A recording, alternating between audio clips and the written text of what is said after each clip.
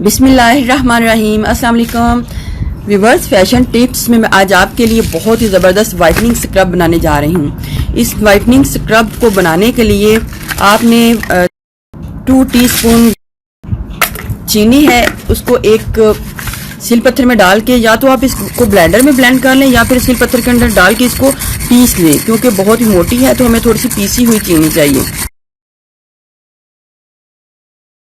डालना है नीम का पाउडर। ये नीम का पाउडर मैंने सईद गनी वालों से परचेज किया है। डबल क्वांटिटी में हमने नीम का पाउडर जो है ऐड करना है। अगर 2 टीस्पून चीनी थी तो डबल क्वांटिटी में हमने नीम का पाउडर ऐड करना है और इसको कर लेना है अच्छे तरीके से mix.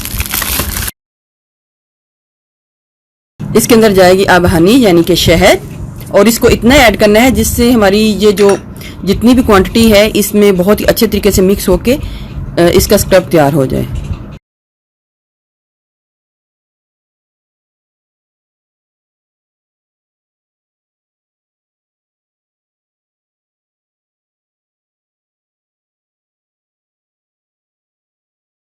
One teaspoon olive oil को ऐड करना है। मैं बेबी ऑयल का इस्तेमाल कर रही हूँ, आपको जो भी ऑयल सूट करता है आप उसको ऐड कर सकते हैं। ये हमारा बहुत ही ज़बरदस्त स्क्रब जो है रेडी हो गया है, नीम स्क्रब। इसको डाल लेना है एक कंटेनर में। इसको बना के रखना है आपने फ्रिज में, रूम टेम्परेचर में। ये ख़राब हो जाएगा। लगाने का तरीका भी मैं आपको बता देती हूँ, बहुत ज़बरदस्त तरीका है। इसमें चीनी है और चीनी में ग्लाइकोलिक एसिड पाया जाता है जो कि आपकी स्किन के ऊपर पीलिंग का काम करता है। नीम है, नीम जो है वो आपकी स्किन को ग्लोइंग बनाता है। इनफैक्ट वीक में 1 टाइम आपने इसको यूज़ करना है। सबसे पहले आपने स्क्रब को लेना है, जब भी इसको अप्लाई करना है सबसे पहले आपने इसको गीला कर लेना है। इस स्क्रब को लेना है, लगाने के बाद आपने इसका स्क्रब करना है।